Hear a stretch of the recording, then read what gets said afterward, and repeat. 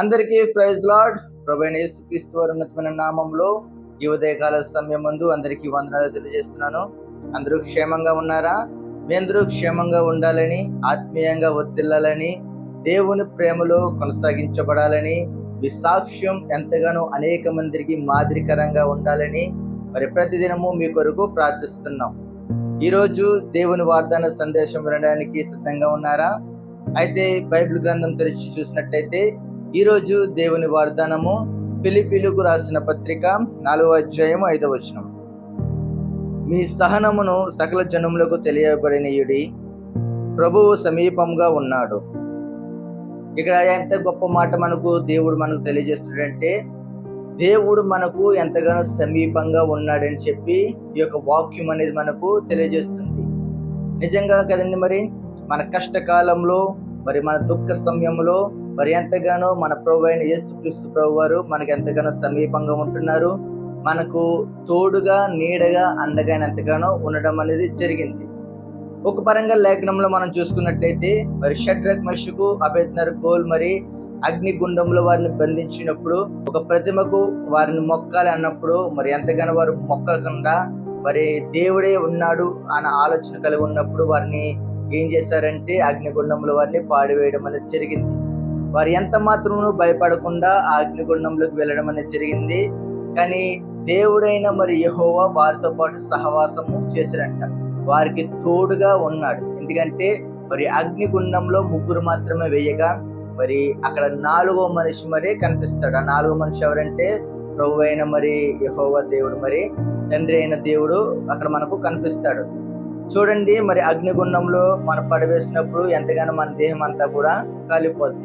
మనం అగ్ని దగ్గరికి వెళ్తేనే మొట్టమొదటిగా మన శరీరంలో కాలిపోయే భాగం ఏంటంటే వెంట్రుకలు. కానీ ఆ అగ్ని వాసన కూడా మరి వారి శరీరానికి తాచలేదంట. అంటే వారి శరీరంలో ఉన్న వెంట్రుకలు కూడా ఏ మాత్రంలో కాలిపోలేదు. ఎందుకంటే వారి పక్కన వారితో ఉన్న దేవుడు నిజమైన దేవుడు కనుక వారు ఎంతగానో మరి అగ్నిగుండం నుంచి తప్పించబడ్డారు. మరి ఈరోజు నీ జీవితంలో ఎన్నో కష్టాలు వచ్చినప్పటికీ, ఎన్నో సమస్యలను ఎదుర్కొన్నప్పటికీ మరి ప్రభు అయిన యేసుక్రీస్తు వారిని ఆయన సన్నిధిలో ప్రార్థించినప్పుడు, ఆయనను కనిపెట్టుకుని ఉన్నప్పుడు మరి ఆయన అంతగా నీకు సమీపంగా ఉంటానని దేవుని వాగ్దానం మనకు ఈ విధంగా సెలవిస్తుంది. ఈరోజు నువ్వు నమ్ముకున్న మనుషులు నేను చెయ్యి విడిచిపెట్టచ్చేమో, లేదు నీ దగ్గర ఆస్తి ఉన్నప్పుడు నీ దగ్గర మనుషులు ఉండొచ్చు. ఎంతో మంది మనుషులు చిటికేస్తే రావచ్చు. కానీ ఎప్పుడైతే నీ దగ్గర ఆస్తి పోయిందో, నీ దగ్గర ధనము లేదో, నువ్వు ఒక బికారి అయిపోయి ఉన్నావో, అలాంటినప్పుడు నీతో ఉన్న స్నేహితులు, నీతో ఉన్న బంధువులు నీ దగ్గర కూడా రాకపోవచ్చు. అయినా కూడా దేవుడు ఎంత మాత్రమును నీ చెయ్యి అనేది విడవరంట. ఆయన నీ దగ్గర ఉన్న ఆస్తిని కానీ, నీ దగ్గర ఉన్న మరి ధనాన్ని కానీ, నీ దగ్గర ఉన్న వస్తు పలుకుబడిని కానీ అది ఏ మాత్రము కూడా చూడడు. నీ మనసు ఎలా ఉంది, నీ హృదయం ఎలా ఉంది, అది మాత్రమైనా చూస్తాడు. లోకంలో ఉన్న మనుషులు నీ ధనాన్ని బట్టి, నీకున్న ఆస్తిని బట్టి, నీకున్న పలుకుబడిని బట్టి నీ ఎద్దుకు రావచ్చేమో, ఎన్ని కోల్పోతే నేను విడిచిపెట్టి పోవచ్చేమో. కానీ నా దేవుడైన మరి యేసుక్రీస్తు ప్రభువారు ఎంత మాత్రమును వాటిని బట్టి దరిచేరడు. నీ హృదయమును బట్టే నేను ఎంతగానో చెయ్యి విడవకుండా నిన్ను పట్టుకుంటాడు. ఇక మరి వాక్యం మనకి ఏమని సెలవిస్తుందంటే, మరి ప్రభు అయిన యేసుక్రీస్తు ప్రభు వారు మనకు తోడుంటారని చెప్పి మరి ఫిలిప్పీయుల గ్రంథంలో మరి రాయడం అనేది జరిగింది. మరి అది ఎప్పుడు దగ్గరగా ఉంటాడంటే మీ సహనమును, అంటే మృదువైన మాటలు, మన సహనం అనేది సరిగా ఉండాలంట. చూడండి, ఈ రోజుల్లో మనకు చిన్న ఇష్యూ ఏదైనా జరిగిందంటే వెంటనే కోపం అనేది వస్తుంది. ఆ కోపంలోని మనల్ని మనమే కంట్రోల్ చేసుకోకుండా అనేక మందితో మనం గొడవకు అనేది వెళ్తున్నాం. మరి గొడవకు వెళ్తున్నప్పుడు మన యొక్క ఆలోచన విధానం కానివ్వండి, మన యొక్క మైండ్ సెట్ కానివ్వండి, ప్రతిదీ కూడా ఎంతగానో మారిపోయి మనం తెలియని డిసిషన్లు, లేనిపోని డిసిషన్ అనేది మనం తీసుకోవడం జరుగుతుంది.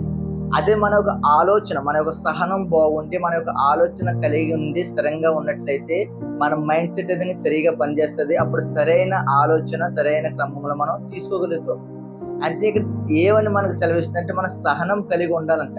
అంటే మనం మాట ఎలా ఉండాలంటే మన మాట మృదువుగా ఉండాలి, మనం సహనం కలిగి జీవించాలి. మరి ఆ సహనం కలిగి మనం జీవించగలుగుతున్నామా? ఇక్కడ కొన్ని మాటలు మనం చూసుకున్నట్లయితే స్పిరిచువల్ మెచ్యూరిటీ అంటే ఆత్మీయ యొక్క జ్ఞానం కలిగి మనం జీవించాలి. ఈ యొక్క ఆత్మీయ జ్ఞానం మనం కలిగి జీవించినప్పుడు ఈ యొక్క స్పిరిచువల్ గా మనం ఎంతగానో ఎదగగలుగుతాం దేవుళ్ళో. నీ వద్దకు ఎవరైనా వచ్చి నీతో కావాలని గొడవ పెట్టాలని చూసుకున్నప్పుడు ఆ గొడవకు నువ్వు కయ్యమని అనకుండా ఆ గొడవ ఎలాగైతే నువ్వు కూల్ చేయగలవో నీ యొక్క స్పిరిచువల్ లైఫ్ నీకు ఉంటది. ఆ యొక్క ఆత్మీయ ఎదుగుదలలో నువ్వు ఉన్నప్పుడు ఏ మాత్రం నువ్వు గొడవకు అనేది నువ్వు వెళ్ళవు. నీకు ఆత్మీయ ఎదుగుదల నీకు లేకపోతే నువ్వు ఏదైనా చిన్న విషయాన్ని కూడా నువ్వు గొడవ పెట్టుకోవాలనే ఆలోచన కలిగి ఉంటావు. నువ్వు గొడవ పెట్టుకోవాలని చూసినప్పుడు కేవలం మరి పోయేది నీ యొక్క సాక్ష్యం, లివింగ్ యాజ్ ఏ విట్నెస్, అంటే సాక్షి జీవితం అనేది నువ్వు కోల్పోతావు. నిజంగా నీ యొక్క సాక్షి జీవితం అనేది కోల్పోతే మరి ఎంతగానో దేవుణ్ణి నమ్ముకోవాలి అని అనుకున్న వారు కూడా ఎంతగానో దేవుణ్ణి నమ్ముకోరు.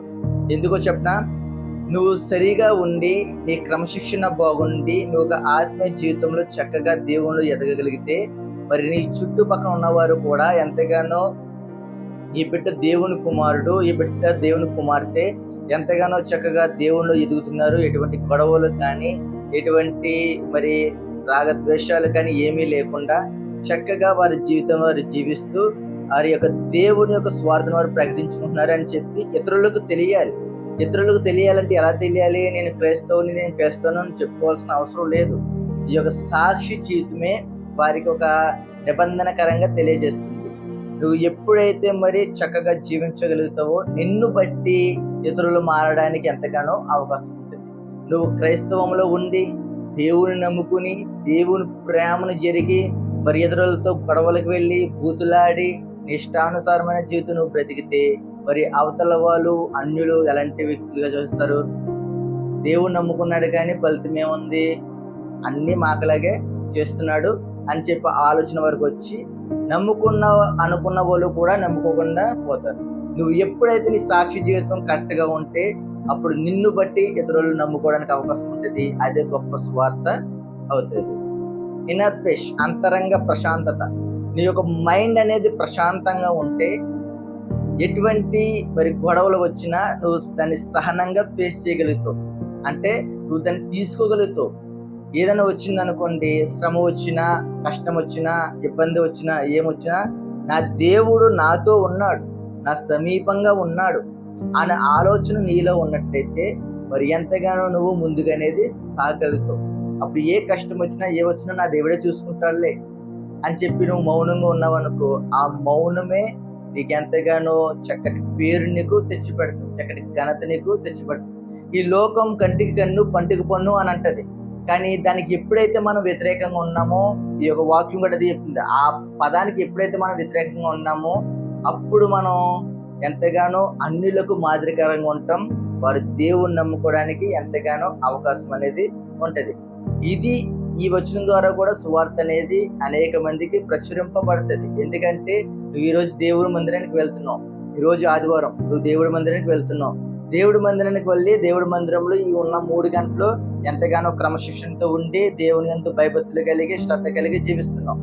కానీ బయటకు వచ్చాక మరి నీ జీవితంలో నువ్వు చేస్తున్న పరిస్థితి ఏంటి, నువ్వు పని ఏంటి?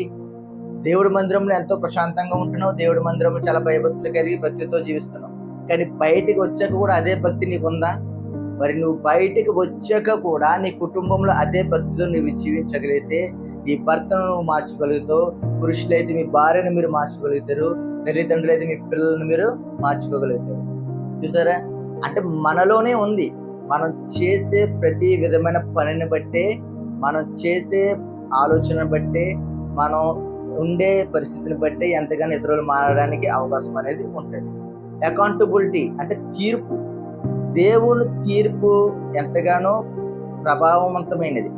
ఆయన మనకు తీర్పు తీర్చే అవకాశం కూడా ఈ లోకంలో ఇచ్చాడు.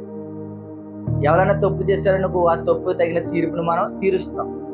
కానీ ఆ తప్పు తగిన తీర్పును మనం తీర్చే ముందు ఒక్కసారి మనం వాళ్ళని క్షమించగలిగామనుకో ఎంతగానో వారు మారడానికి అవకాశం అనేది ఉంటుంది. చూడండి, మరి యేసుక్రీస్తు ప్రభువారు మరి తను తగ్గించుకుని ఎంతగానో ఈ లోకంలోకి వచ్చి మరి మనకు ప్రాణం పెట్టాడు. మరి ప్రాణం పెట్టినప్పుడు శిలువలో ఆయనను వేలాడదీసినాడు. ఫస్ట్ పలికిన మాట ఏమిటంటే, తండ్రి వీరు ఏం చేయుచున్నారు వీరు తెలియదు కనుక వీరిని క్షమించండి. మరి యేసుక్రీస్తు ప్రభువారికి అధికారం ఉంది, వారిని శిక్షించే అధికారం ఉంది, వారిని నాశనం చేసే అధికారం కూడా ఉంది. ఆయన ఎంత మాత్రమును వారిని ఎవరిని కూడా నాశనం చేయకుండా, వారిని ఎవరిని శిక్షించకుండా తండ్రిని వేడుకుంటున్నాడు. ఏమనంటే, వీరేం చేయించిన వీరికి తెలియదు కనుక వీరిని క్షమించండి. సరే, ఆయన ఎంత గొప్ప మనసు, ఎంత ప్రేమ గల మనసు.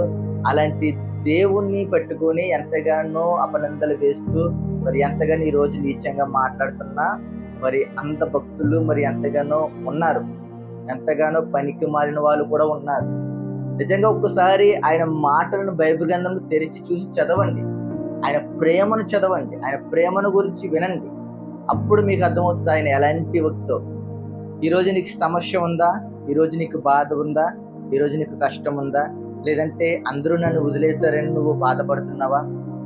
లేదంటే నాతో అందరూ ఉండేవారండి, నా దగ్గర డబ్బు ఉన్నంత వరకు నా చుట్టూ నా సహోదరులు, నా బంధువులు అందరూ నాతోనే ఉన్నారండి. ఇప్పుడు ఎప్పుడైతే నేను దీనస్థితికి వచ్చానో అప్పుడే నన్ను అందరూ విడిచిపెట్టేసి నువ్వు బాధపడుతున్నావా? అయితే ఎంత మాత్రం నువ్వు బాధపడవలసిన అవసరము లేదు. ఎందుకంటే నీ దేవుడైన యేసుక్రీస్తు ప్రభువు నీతోనే ఉన్నాడు, నీలోనే ఉన్నాడు. అంతనే ప్రభువు సమీపంలో ఉన్నాడు అని చెప్తున్నాడు. ఇక్కడ నీలోనే ఉన్నాడు కాబట్టి నువ్వు ధైర్యంగా నిలబడు. నువ్వు ధైర్యంగా నిలబడినట్లయితే నీకు ఎంతగానో నీ జీవితంలో అనేక అద్భుతాలు అనేది నువ్వు చూస్తావు. చక్కటి ధైర్యము, చక్కటి మనశ్శాంతి, చక్కటి ఒత్తిడి లేని ప్రయాణం అనేది నువ్వు చేస్తావు.